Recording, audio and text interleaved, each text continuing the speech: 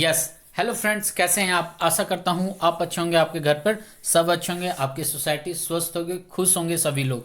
ठीक है, हम लोग कर रहे थे लोकतांत्रिक राजनीति 2 अर्थात क्लास 10 का एनसीईआरटी सिविक्स कर रहे थे। चैप्टर 4 का नाम था जाति धर्म और लैंगिक मसले। ठीक है, जेंडर रिलीजन एंड कास्ट। हमने चैप्टर पढ़ा दिया है, आप प्लेलिस्ट पर जाकर जरूर देखिएगा। ये हिंदी में करवा रहा हूँ अभी, आज से मैंने इंग्लिश में भी स्टार्ट कर दिया है सिविक्स 10 का। तो पहला लेसन में फेडरलिज्म स्टार्ट किया, आज वो प्लेलिस्ट में मैंने डाल दिया।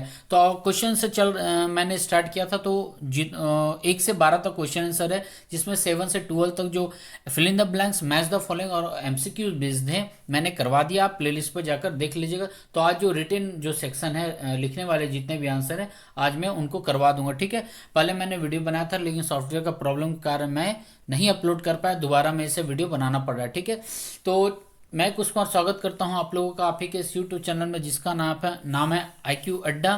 ठीक है, चलिए तो मैं स्टार्ट करता हूं सेशन। तो सेशन स्टार्ट करने से पहले एक छोटा सा रिक्वेस्ट है, चैनल पर यदि आप नए हैं तो सब्सक्राइब करना ना भूलें।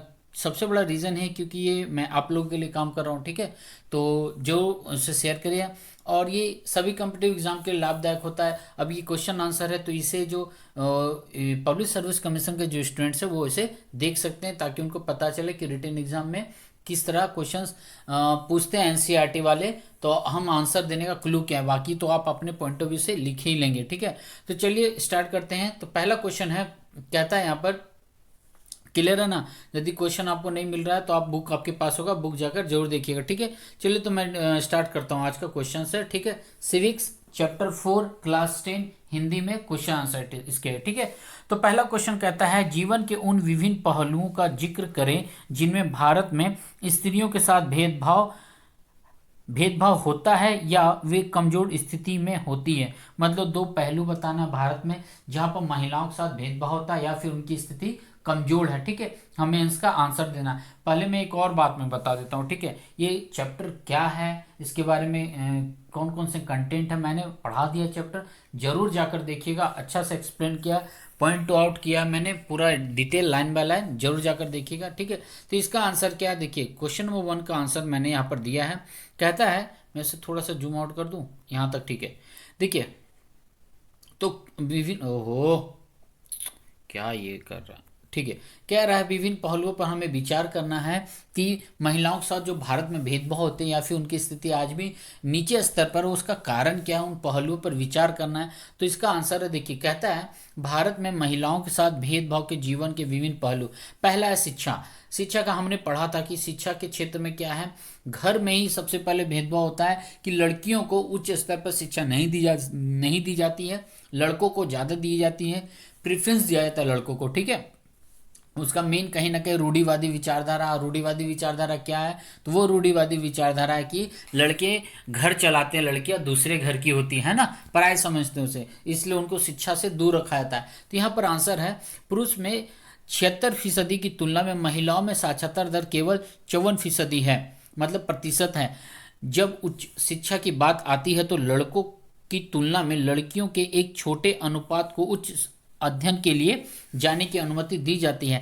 ऐसा इसलिए है क्योंकि माता पिता अपने संसाधनों को अपने बेटों की शिक्षा पर खर्च करना पसंद करते हैं। तो वो खर्च करना क्यों पसंद करते हैं, सबसे बड़ा रीज़न यही है कि वो लोग सोचते हैं कि आगे भविष्य में हमें बेटे ही काम देंगे, यही एक मेन रीज़न है, रूढ़िवादी धारणा है। ठीक है, तो उच्च स्तर पर लड़कियों की संख्या आज भी बहुत कम तक है। क्लियर है, सबसे बड़ा भेदभाव यहाँ पर शिक्षा के स्तर पर। दूसरा है लिंग अनुपात। लिंग अनुपात क्या है, हमने पढ़ा था कि जब पता चलता है पेट में लड़कियां हैं तो पेट में ही उन्हें मार दी जाती है, जिसे हम भ्रूण हत्या भी कहते हैं। तो लिंग अनुपात क्या है, वही चीज़ है, आप पढ़ लीजिए क्या है, गर्भवती बालक गर्भवती के तरीके ढूंढते हैं। ठीक है, गर्भपात के तरीके, मतलब जब पता चल जाता है उनकी कि बेटी होने वाली है तो गर्भपात करें, मतलब बच्चे गिरा देते हैं, मतलब उसकी हत्या करवा देते हैं एक तरह से, इनडायरेक्टली मैं कहूँ तो। ठीक है, इसलिए कहता है कि इससे देश में बाल लिंग अनुपात, मतलब चाइल्ड जो रेशियो है, चाइल्ड रेशियो, लड़कों में 1000 के कंपेयर में, 1000 के कंपेरिजन में लड़कियों की संख्या कितनी है, तो 919 रह गया है। ठीक है, क्लियर है। तीसरा भेदभाव क्या है? तीसरा भेदभाव है high paid jobs. High paid jobs का मतलब है कि जो उच्च लेवल पर जितनी भी नौकरियां हैं जिसमें अच्छे खासे सैलरी मिलते हैं, तनख्वाह मिलते हैं, उच्च स्तर पर महिलाओं की संख्या भी कम है। क्यों? सबसे बड़ा रीजन फर्स्ट में ही मिल गया हमें, शिक्षा। यदि लड़कियां उच्च स्तर की शिक्षा पाएगी ही नहीं तो उच्च स्तर पर नौकरियां कहाँ से कर पाएगी वो, है ना? उन्हें पहले ही रोक दिया जाता है। एक चीज और क्या होता है, जब एक तो यहाँ पर हो गया, एक और चीज कारण क्या कि जब ऊंचे स्तर पर जो महिलाएं काम भी करती है ना तो उनको वो दर्जा नहीं दिया जाता, वो वैल्यू नहीं दी जाती है। ठीक है, यहाँ पर कहता है अत्यधिक भुगतान और मूल्यवान नौकरियों में काम करने वाली महिलाओं का अनुपात अभी भी पुरुषों की तुलना में छोटा है या फिर कम है। समझ गए? अगला पॉइंट आता है यहाँ पर मजदूरी में असमानता। मजदूरी में असमानता का मतलब क्या हुआ? मान लीजिए हमने पढ़ा था, एक ग्राफ हमने देखा था, वहां पर दिखाया गया था रेशियो, लड़के और लड़कियों का काम करने के घंटे, है ना, मतलब कौन कितने घंटे काम करते थे। तो यदि घरेलू काम को जोड़ दिया जाए दोनों का, लड़के और लड़कियों में, महिला और पुरुष में, तो महिलाओं का ज़्यादा आता है नंबर्स में, लड़कों का कम आता है। लेकिन फिर भी क्या है, उनके साथ भेदभाव होता है, उनके कामों को महत्व नहीं दी जाती है। तो यहाँ पर क्या मजदूरी में असमानता क्या है कि भले ही दोनों 6-6 घंटे काम करें, दोनों 6-6 घंटे काम करेंगे, लेकिन क्या है कि उनको जो सैलरी दी जाती है दोनों में फर्क रहता है। ठीक है, तो समान काम के लिए समान वेतन नहीं दी जाती। यहाँ पर कहता है समान परिश्रमी अधिनियम 1976 कहता है कि समान काम के लिए समान मजदूरी का भुगतान किया जाना चाहिए। हालांकि खेल और सिनेमा से लेकर कारखानों और खेतों तक लगभग सभी क्षेत्रों में महिलाओं को पुरुषों की तुलना में कम वेतन दिया जाता है, तब भी जब दोनों बिल्कुल समान काम करते हैं, मतलब काम भी इक्वल करते हैं। एक ही चेयर का वैल्यू है ना, कोई बैंक क्लर्क है सपोज दैट, बैंक क्लर्क नहीं, मजदूरी में खास करके एक चीज होता है। ठीक है, वो भी ईटेड होते हैं, ये भी ईटा धो रही होती है, लेकिन फिर भी क्या है, दोनों के जो सैलरी है वो कम मिलता है, उनके डेली वेजेस, है ना? क्लियर यहाँ तक? अब क्वेश्चन नंबर 2 क्या है? क्वेश्चन नंबर 2 हम लोग देखते हैं क्या कह रहा है क्वेश्चन नंबर 2। यहां पर मैं वापस आता हूं। क्वेश्चन नंबर 2 कहता है विभिन्न तरह की सांप्रदायिक राजनीति का ब्यौरा दें। मतलब सांप्रदायिक राजनीति क्या, हमने पढ़ा था कि धर्म को जब राजनीति का पहनावा पहना दिया जाए तो संप्रदाय का रूप धारण कर लेता है ना? तो कहता है कि ब्यौरा देना और सबके साथ एक एक उदाहरण देना है। तो क्या कौन सी ऐसी परिस्थिति होती है जो धर्म जाति संप्रदाय का रूप धारण कर लेता है? तो इसका आंसर क्या है देखता हूं मैं। इसका आंसर मैंने दिया है, हाँ यहाँ पर आंसर। ठीक है, देखिए क्या कह रहा है उत्तर में, सांप्रदायिक राजनीति के विभिन्न रूप हैं। ठीक है, कहता है सांप्रदायिक धार्मिक पूर्वाग्रहों, धार्मिक समुदायों की रूढ़ियों और अन्य धर्मों पर एक के धर्म की श्रेष्ठता में विश्वास का रूप लेती है, जैसे उग्रवादी धार्मिक समूह। देखिए सांप्रदायिक राजनीति में क्या यहाँ पर कह रहा है कि मान लीजिए कोई एक धर्म है, वो क्या करता है, अपने आप को दूसरे से श्रेष्ठ मानने के चक्कर में रहता है, और क्या करता है कि उसमें क्या एक उग्रवादी विचारधारा आ जाता है, मतलब एक तरह से हिंसा वाला पॉइंट ऑफ व्यू उनके मन में जन्म लेता है, उनके विचारों में आ जाता है कि मैं सामने वालों को किसी तरह करके उसे दबाऊं, उसे कमजोर कर पाऊं, है ना? समझ गए? एक ये राजनीति का कारण है संप्रदाय में, संप्रदाय में राजनीति का कारण है। ठीक है, आगे कह रहा है एक समुदाय में दूसरे पर एक धर्म के राजनीतिक प्रभुत्व की खोज। कहने मतलब मान लीजिए एक कोई राजनीतिक पार्टी है, ठीक है, अब एक धर्म वाले क्या करेंगे, कोशिश करेंगे कि ये हमारे तरफ आ जाए, ये पार्टी हमारा पक्ष ले, ये हमारे लिए काम करे, हमारे समुदाय के लिए काम करे, है ना? तो वो क्या करते हैं, एक तरह का वो दबाव बनाते हैं कि ये हमारे तरफ काम करे, है ना? आगे लिखता है यह प्रमुखता का एक रूप लेता है, उदाहरण के लिए हिंदू और मुसलमानों के बीच झगड़ा। और ये एक तरह से क्या करता है, सांप्रदायिक झगड़े भी पैदा करते हैं ना, जन्म देते हैं ना कोई ना कोई इश्यू से। क्लियर है? आगे चलते हैं क्वेश्चन, इसी का नेक्स्ट पॉइंट है। नेक्स्ट पॉइंट क्या कहता है, धार्मिक तर्ज पर राजनीतिक गोलबंदी सांप्रदायिक का एक और एक मिनट धार्मिक तर्ज पर राजनीतिक गोलबंदी सांप्रदायिकता का एक और लगातार रूप है। उदाहरण, चुनावों के दौरान नफरत फैलाने वाले भाषण सतह पर आते हैं, जिससे सांप्रदायिकता का पता चलता है। देखिए यहाँ पर कह रहा है कि जब वो मुद्दे उठते हैं भाषण के दौरान या इलेक्शन के दौरान, तो वो लोग क्या करते हैं, धार्मिक आधार बना करके एक भड़काऊ भाषण देते हैं, स्पीचेस देते हैं, प्रोटोकॉल लेके आते हैं, ताकि क्या होता है, एक नफरत मतलब एक ही समाज में दो अलग अलग तरह के नफरत नजर आते हैं, है ना? वो इससे जलने लगते हैं, वो इसके कमजोरी खोजते हैं, उसका क्रिटिसाइज करते हैं ना, ऐसा चलते रहता है। क्लियर है यहाँ तक? आगे कह रहा है अगला पॉइंट है इसमें, सांप्रदायिक हिंसा राजनीति में सांप्रदायिकता का दूसरा रूप है। उदाहरण के लिए भारत पाकिस्तान, मतलब यहाँ पर कह रहा है जो ये सांप्रदायिक मुद्दे होते हैं इससे क्या होता है, सांप्रदायिक हिंसा भी जन्म लेता है। एग्जाम्पल के रूप में यहाँ पर दिखाया गया, भारत पाकिस्तान का जब विभाजन होता है 1947 में, 1947 में, तो क्या होता है 1947-48 के दौरान लगभग कई तरह के हिंसा हुए थे जिसमें लाखों लोग मारे गए थे, दोनों तरफ से, हिंदू और मुसलमानों के तरफ से, ठीक है, ये इंडिया पाकिस्तान के तरफ से। क्लियर है, ऐसा नहीं होना चाहिए था, ठीक है। बहुत सारे विवाद होते हैं जिसमें कि खास करके हिंदुओं को मारा गया था मुसलमानों के द्वारा। ये क्या है, मैं तो था नहीं उस टाइम, अब वो अलग अलग बुक्स में अलग अलग पॉइंट ऑफ व्यू दिए हुए हैं, तो मैं इस पर ज़्यादा कुछ टिप्पणी नहीं करना चाहूँगा, ठीक है। तो यही कह रहा है यहाँ पर, आगे लिखा हुआ है, दोनों देशों के बीच के झगड़े का लंबा इतिहास है और इसके बाद हुई हिंसा भी जग जाहिर है। मतलब लंबा इतिहास है झगड़ों का, आज भी ये इशू चल रहा है इंडिया पाकिस्तान के नाम पर, अभी कश्मीर इसका एक मेन मुद्दा बना हुआ है। क्लियर है यहाँ तक? आगे चलते हैं, क्वेश्चन नंबर 3 क्या कहता है देखते हैं। वीडियो पसंद आ रहा हो तो लाइक शेयर कमेंट जरूर करिएगा, ठीक है। चलिए अगला पॉइंट कहता है, क्वेश्चन नंबर 3 क्या कहता है, मैं थोड़ा सा जूम कर दूं। हाँ देखिए, क्वेश्चन नंबर 3 कहता है, बताइए कि भारत में किस तरह अभी भी जातिगत असमानताएं जारी है। हम बहुत तरह से कह सकते हैं कि जातिगत असमानता है ना, ऊंचा नीचा है, आर्थिक स्तर पर है ना, जातीय स्तर पर है। तो लोग क्या कहते हैं, व्यवसाय भले ही एक कर लेते हैं, लेकिन जब शादी विवाह का बात आता है तो लोग आज भी अपने ही समाज में शादी करना चाहते हैं, ठीक है। जब संविधान हमें अधिकार भी दे दिया है फिर भी हम लोग भेदभाव जताते हैं, ठीक है। लोग एक दूसरे के साथ बैठना उठना नहीं चाहते हैं, ठीक है। भले ही आज की मॉडर्न टाइम में कुछ बदलाव आया है। देखते हैं आंसर क्या है, आंसर क्या कह रहा है इसका, मैं थोड़ा सा जूम आउट इसे कर दूं, ठीक है। कह रहा है 3 नंबर, कहता है उत्तर में समकालीन भारत में जाति गायब नहीं हुई। समकालीन मतलब आज के समय में भी जो पहले था उसी के कंपैरिजन में आज भी ये जातिगत जो भेदभाव या जातिगत जो विचारधारा है आज खत्म नहीं हुई पूरी तरह से, आधुनिक युग में भी, आधुनिक भारत में। यहाँ कहता है यह निम्नलिखित तथ्यों को देखकर स्पष्ट हो सकता है। मतलब यहाँ पर कुछ कुछ एग्जाम्पल दिए हुए, उनसे हम पता कर सकते हैं कि आज भी जातिगत भेदभाव खत्म नहीं हुआ है। कहता है एनएसएसओ का एक रिपोर्ट है, उनके अनुसार कहता है भारत में जाति समूहों की औसत आर्थिक स्थिति अभी भी वैसे ही है जैसे अतीत में थी। जातिगत भेदभाव के आधार पर हम देख सकते हैं कि पहले क्या था, उच्च जाति के लोग उच्च पद पर नौकरी करते थे, जबकि निम्न जाति वाले जिसे दलित कहते हैं या पिछड़े कहते हैं, वो ज़्यादातर नौकरियां नहीं करते थे, मजदूरी किया करते थे। तो उनका स्थिति क्या हो गया था, आर्थिक स्थिति पर अमीर अमीर होते चले गए, गरीब और गरीब होते गए, और ये स्थिति आज भी नजर आती है, वही यहाँ पर दर्शा रहा है, ठीक है। यहाँ कह रहा है अधिकांश अमीर तबके उच्च जातियों के हैं जबकि निचली जातियों के लोग आमतौर पर गरीब हैं। यहाँ पर साफ साफ आपको पता चल रहा है, ठीक है। पहले वाले अमीर आज भी वही हैं और पहले वाले गरीब आज भी वही हैं। क्लियर है? अगला पॉइंट कहता है, क्या कहता है, संवैधानिक निषेध के बावजूद कई लोगों को अभी भी देश में अछूत माना जाता है। कहने का मतलब है कि जब संविधान लोग कह दिया कि जाति भेदभाव अब खत्म है, कोई मतलब अनुच्छेद 17 कहता है हमारा कि कोई भी अस्पृश्यता का मूल एलिमेंट अब नहीं है, ठीक है। ऐसा करने पर कानूनी कार्रवाई, सॉरी तेजी से बोलने में हो जाता है, ठीक है।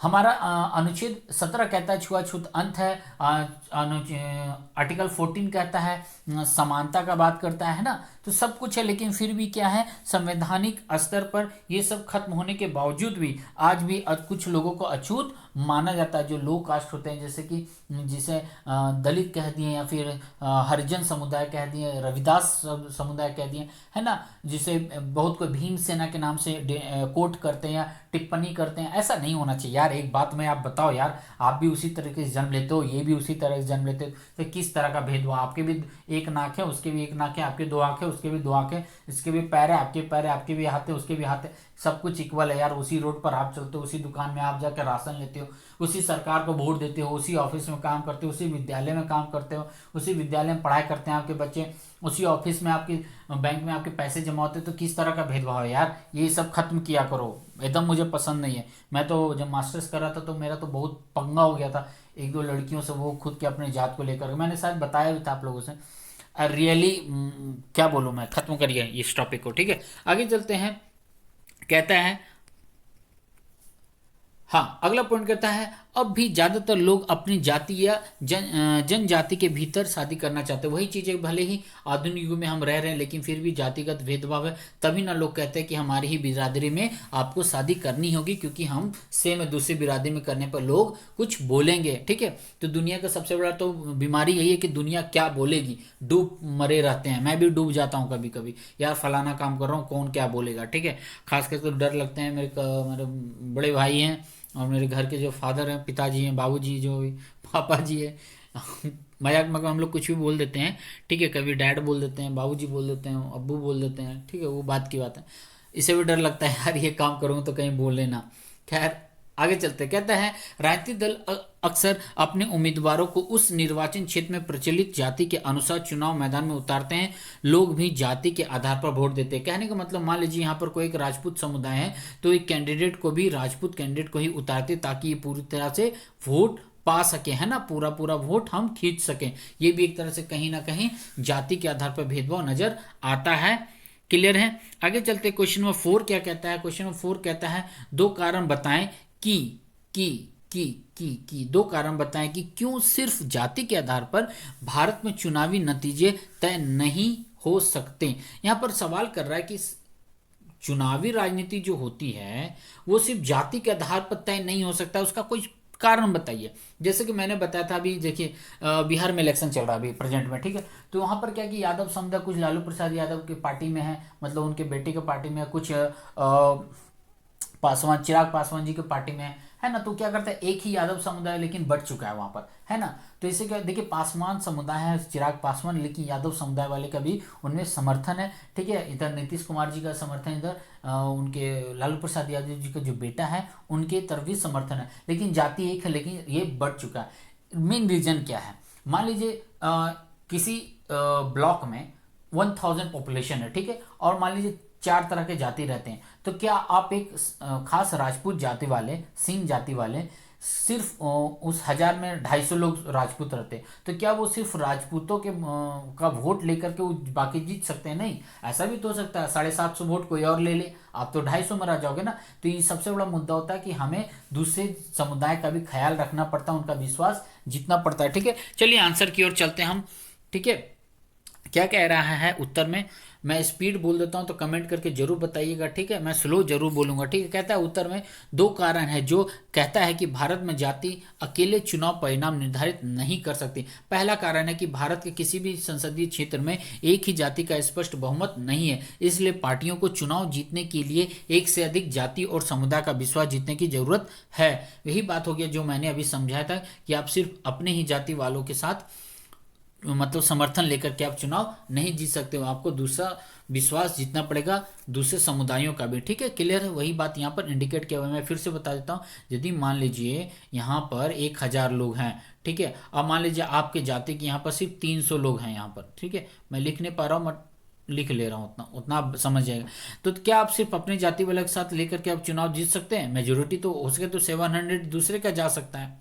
बात समझ रहे हैं ना, कोई दूसरी पार्टी से 100 खींच सकती है, इसलिए आपको अपने जाति के साथ साथ इनके साथ भी आपको मैच करना पड़ेगा, विश्वास आपको जीतना पड़ेगा। ठीक है, अगला पॉइंट कहता है पॉइंट नंबर 2 कहता है कोई भी पार्टी एक विशेष जाति या समुदाय के सभी मतदाताओं को वोट नहीं जिताती। मतदाता समझदार हो गए हैं और वे केवल उन उम्मीदवारों या पार्टियों को वोट देते हैं जिनसे उनके निर्वाचन क्षेत्र के विकास की दिशा में काम करने की उम्मीद की जाती है। कहने का मतलब यहाँ पर ये हुआ कि अब लोग समझदार हो चुके हैं कि भाई आप भले ही मेरे पार्टी के हैं, आप मेरे सॉरी आप भले ही मेरे जाति के हैं, तो मैं आप ही को वोट क्यों दूं? यदि आप मेरे लिए यदि काम करेंगे, हमारे क्षेत्र में काम करेंगे, तभी मैं आपको वोट दूंगा, अन्यथा मैं आपको वोट नहीं दूंगा। तो जाति के आधार पर लोग समझदार हो चुके हैं कि जाति के आधार पर लोग बहकावे में नहीं आते। एक और बात मैं बता देता हूँ, इसमें एक और चीज मैं ऐड कर देता हूँ, पॉइंट नंबर 3 याद रखिएगा। ठीक है, क्या ऐड कर देता हूँ, आर्थिक स्तर पर भेदभाव होता है क्या कि मान लीजिए एक जाति का कोई कैंडिडेट खड़ा है, अब वो समुदाय है, ठीक है, लेकिन क्या होता है जब आर्थिक स्तर से जब अमीर और गरीब लोग होते हैं तो अमीर वाले दूसरे पार्टी का भी समर्थन करते हैं, गरीब वाले दूसरे पार्टी का समर्थन कर देते हैं, तो वहां भी आपका भेदभाव दिखने को मिलता है। इससे पता चलता है कि एक ही जाति के लोग पूरा चुनाव को निर्धारित नहीं करते हैं। ठीक है, समझ गए ना। आगे चलते हैं, क्वेश्चन नंबर 5 क्या कहता है देखते हैं। क्वेश्चन नंबर 5 कहता है, बहुत लंबा क्वेश्चन आंसर, क्या कर लॉन्ग क्वेश्चन आंसर देना पड़ता है। ठीक है, लॉन्ग दूंगा तभी तो आप शॉर्ट करोगे। बहुत कोई इशू करने लगते हैं, बोलने लगते हैं यार सर छोटा मत दीजिए, बड़ा तो चलिए क्वेश्चन नंबर 5 क्या कहता है देखते हैं। भारत की एक दो बच्चे लोग ऐसे ऐसे कमेंट करते हैं ना, क्या बताऊं। ठीक है, आता हूं पॉइंट पर। ठीक है, कहता है पॉइंट नंबर 5 है, क्वेश्चन नंबर 5 है, कहता है भारत की विधायिकाओं में महिलाओं का प्रतिनिधित्व की स्थिति क्या है। यार हमने पढ़ा था कि महिलाओं का प्रतिनिधित्व स्थिति क्या है, पंचायती राज व्यवस्था में 1/3 मिल तो गया है, लेकिन आज भी राज्य स्तर में विधानसभाओं में और संसद में वो मेजोरिटी नहीं मिल पाई है 1/3। वो अपने विधेयक को लेकर आए हैं संसद में, लेकिन 10 साल से वो आज तक लटका हुआ है। ठीक है, यही उत्तर यहाँ पर मिलेगा आपको। कहता है ग्रामीण और शहरी निकायों में शहरी स्थानीय निकायों में 10 लाख से अधिक निर्वाचित महिलाएं प्रतिनिधि हैं। महिला संगठन और कार्यकर्ता महिलाओं के लिए लोकसभा और राज्य विधानसभा में कम से कम 1/3 सीटों के समान आरक्षण की मांग कर रहे हैं। इस प्रस्ताव का एक विधेयक संसद के समक्ष 1 दशक से अधिक समय से लंबित हैं, लेकिन सभी राजनीतिक दलों के बीच इस मुद्दे पर कोई सहमति नहीं है। बिल पास नहीं हुआ है। कहने का मतलब यहाँ पर हुआ है कि मैंने वही चीज़ कहा है, आप आंसर देख लीजिएगा। पंचायती राज में 1/3 है, लेकिन वो अभी भी संगठन वाले मांग कर रहे हैं। अच्छा, ये जो शहरी ये एलिमेंट आप मतलब ये जो पॉइंट मैं बोलना भूल गया, यहाँ पर लिखा हुआ है कि हमने पढ़ा था बुक में कि ग्रामीण स्तर पर जो पंचायती राज व्यवस्था है पूरा ऑल ओवर इंडिया में लगभग 10 लाख महिलाएं आज निर्वाचित है पंचायती स्तर पर, पंचायत में नगर पालिका स्तर पर। क्लियर है यहाँ तक? आंसर आप देख लीजिएगा। ठीक है, मैं हिंदी का तो इसलिए मैं हिंदी का इंग्लिश वाला जब मैं आऊंगा लेकर तो इंग्लिश में ही करवाऊंगा। ठीक है, आगे कहता है क्वेश्चन नंबर 6 कहता है किन्हीं 2 प्रावधानों का जिक्र करें जो भारत को धर्मनिरपेक्ष देश बताते हैं। कौन सा ऐसा 2 प्रावधान है जिससे हम साबित करेंगे कि वो भारत किसी एक खास धर्म का सपोर्ट नहीं करता है, समर्थन नहीं करता, एक धर्मनिरपेक्ष राज्य है, मतलब यहाँ सभी समान है। तो पहला पॉइंट कहता है धर्म की स्वतंत्रता के मौलिक अधिकार में स्पष्ट रूप से कहा गया कि किसी को भी किसी भी धर्म के अभ्यास, प्रचार और प्रसार का अधिकार है। पहला ये क्या, कोई भी यहाँ पर भारत में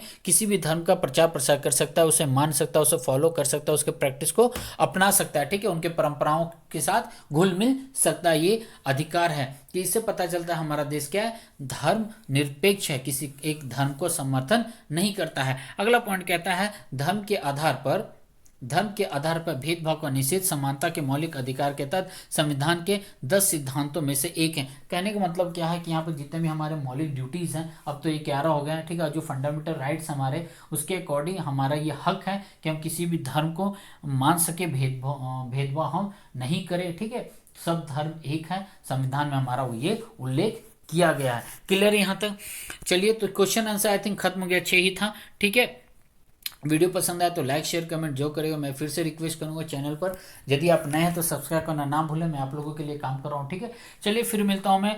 ऐसे तो इंग्लिश में स्टार्ट करें, कल एक काम करता हूँ, कल नेक्स्ट चैप्टर लेके आ जाता हूँ। मैं समरी करवाऊंगा, डोंट वरी, मैं समरी कराऊंगा, एमसीक्यू सब कराऊंगा। ऑलरेडी मैंने एमसीक्यू डाला है कुछ चैप्टर का, कुछ जब शुरुआत में मैंने स्टार्ट किया था इसे। ठीक है, तो प्लेलिस्ट में आप जाकर वो देख सकते हैं, इंग्लिश में मैंने वो करवाया था। ठीक है, तो चलिए फिर कल मिलता हूँ मैं। ठीक है, घर पर रहिए, सुरक्षित रहिए, बड़ों से आशीर्वाद लेते रहिएगा, छोटों को प्यार देते रहिएगा। फिर मिलता हूँ मैं। ठीक है, और लाइक शेयर कमेंट जरूर करिएगा। Thank you very much.